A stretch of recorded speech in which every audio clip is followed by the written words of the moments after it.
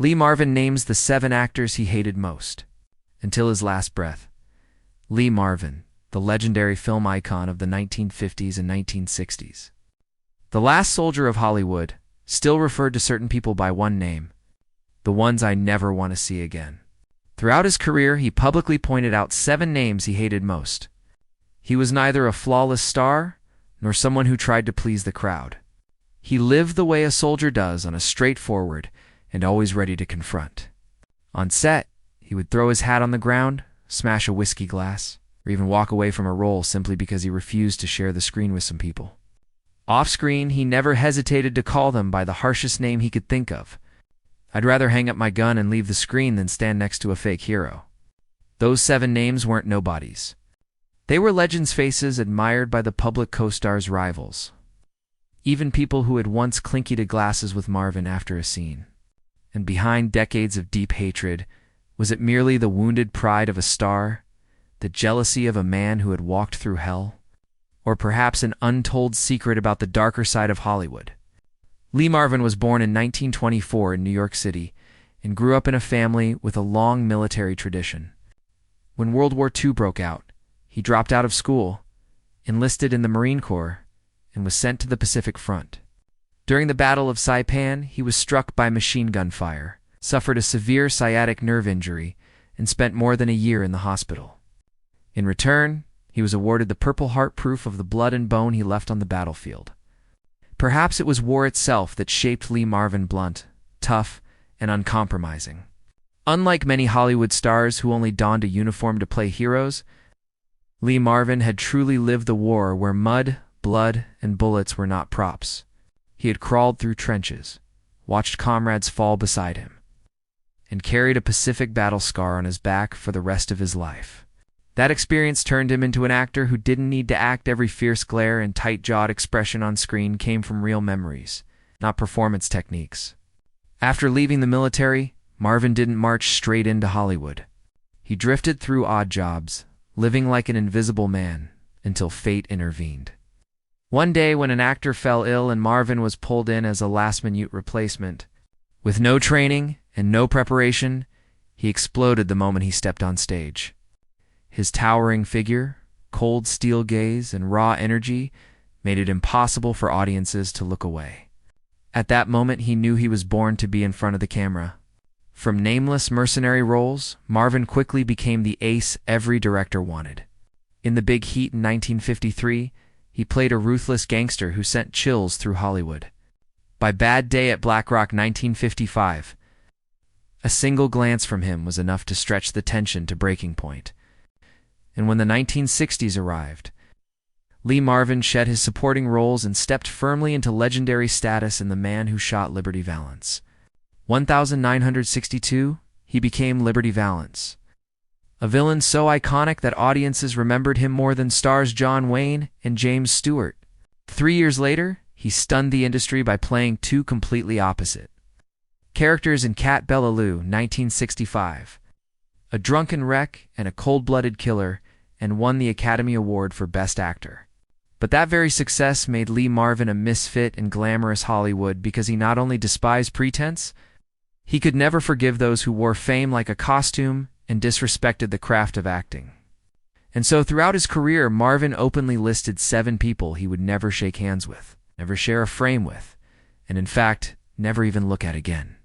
The first name on that list was none other than Hollywood's biggest cowboy, John Wayne. 1. John Wayne, the hero who never went to war. John Wayne, the name forever tied to the image of the American hero. Cowboy hat, proud stance, and an unflinching smile in the face of danger. Millions of Americans once saw him as the embodiment of masculinity, the pride of an entire generation. But to Lee Marvin, it was all one giant performance. Marvin, who had crawled through trenches, heard bullets scream past his ears, and carried the bodies of fallen comrades on his back, could never stomach a hero who had never actually held a real gun. Wayne never enlisted. When World War II broke out, he stayed in Hollywood, dodged the draft, and continued building his image as an unbreakable soldier through safe scripted scenes behind a camera. To Marvin, that wasn't just hypocrisy. It was a personal insult. On the set of The Coming Cheros, the air was as heavy as the calm before a storm. Cameras stood silent. The crew waited, but what they were about to witness wasn't in the script. John Wayne, the bigger star, the man America worshipped as an icon, walked up to Marvin and, half joking, but half commanding, said, "Lee, you're stealing the frame. Tone down the intensity. Let the audience see me." A few awkward laughs broke the tension, but Marvin didn't laugh.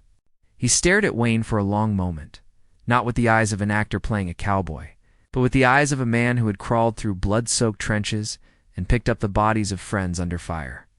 Then suddenly, he removed his cowboy hat and hurled it to the floor.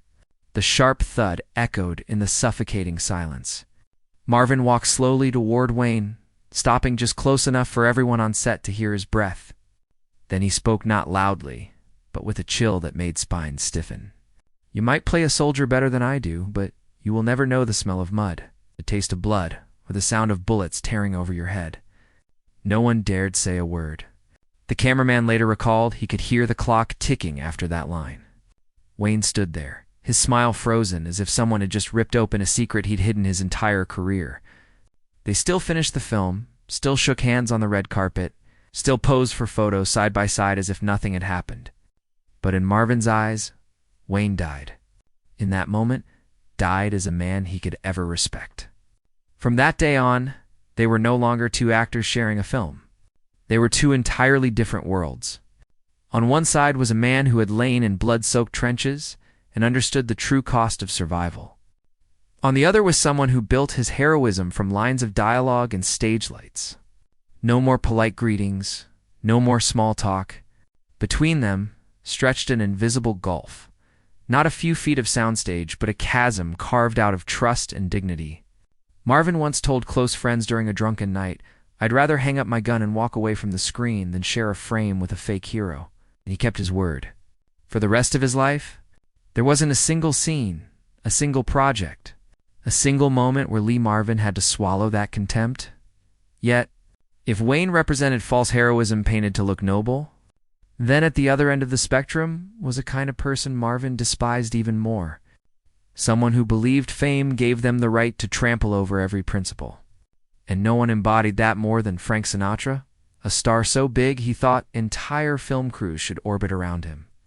A king of Hollywood, whom Marvin once admitted just hearing his name is enough to make my blood boil. 2. Frank Sinatra, the king of ego. If Lee Marvin ever truly hated someone down to his bones, that someone was Frank Sinatra, legendary singer, box office titan, American icon. And to Marvin, the living embodiment of Hollywood's most rotten ego. Marvin's contempt wasn't about Sinatra's talent. He never denied the man's golden voice or magnetic charm, but about the star's arrogance, which often crossed the line into outright disrespect. Sinatra was notorious for showing up late, leaving early, and demanding that entire film crews bend to his schedule.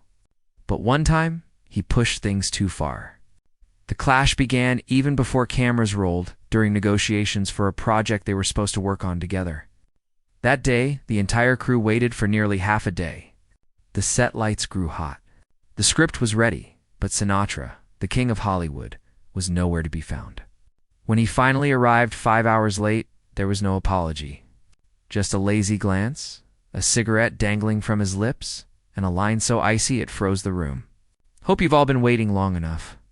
It didn't stop there. In the middle of shooting, Sinatra simply walked off, tossing over his shoulder. Not feeling the vibe today. For Lee Marvin, a man who had crawled through battlefield mud and treated professionalism like life or death, that was the final straw. He stormed towards Sinatra, eyes blazing. Some crew members later claimed that if 3 people hadn't held him back, Marvin would have thrown the first punch right there. But his fury didn't end on set. In 1966, at a Hollywood party, someone casually mentioned Sinatra's name. Marvin slammed his whiskey glass onto the table so hard it shattered, shards flying, and growled each word into the stunned silence. "Frank thinks the world owes him a standing ovation, but he's never done a damn thing to deserve it." Hollywood had never heard anyone talk about Sinatra like that. And of course, Sinatra wasn't one to let it slide. Later, He reportedly sneered in front of a crowd that mutton uniform thinks he's noble. Just because he survived a war? The remark spread like wildfire, and with it any hope of collaboration went up in flames. From potential co-stars, they became sworn enemies. Then came the final blow. Sinatra, originally cast as the lead in The Dirty Dozen, suddenly dropped out just before filming began. The official reason? Scheduling conflicts. But Hollywood buzzed with another version. Sinatra didn't want to share the screen with a real veteran, someone who he knew would make him look small. From that point on, Marvin